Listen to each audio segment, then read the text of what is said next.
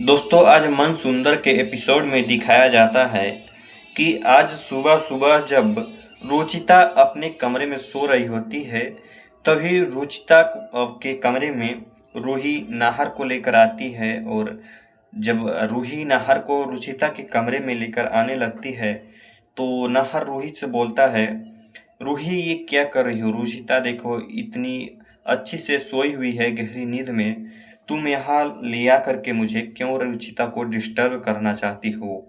तभी रूही बोलती है, नाहर जी रुकिए, मैं आपको कुछ दिखाना चाहती हूँ, अभी बस 2 मिनट रुकिए, मैं आपको कुछ दिखा रही हूँ।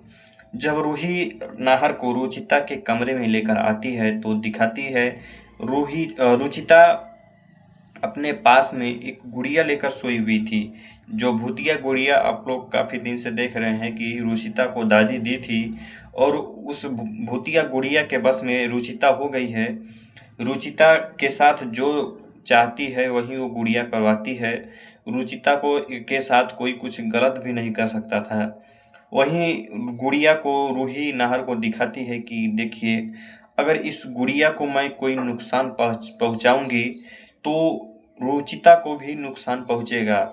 उसके बाद रूही जाती है, रुचिता के पास से ये गुड़िया लेकर के आती है और उस गुड़िये को ज़मीन पर पटक देती है, जिसके बाद रुचिता अचानक से उठती है और अपनी सर को दीवार में जाकर मारने लगती है, खुद को नुकसान पहुँचाने लगती है।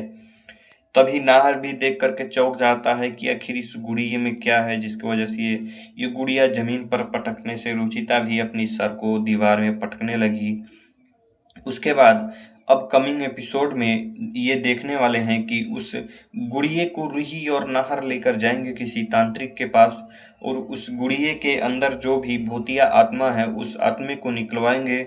उसके बाद ही उस गुड़िये को रुचिता को देंगे। उसके बाद धीरे धीरे रुचिता पहली जैसी हो जाएगी जैसे पहली थी, और रुचिता और गुड़िया के बीच की जो संबंध है वो भी टूट जाएगा। रुचिता अपने पढ़ाई पर ध्यान देने लगेगी।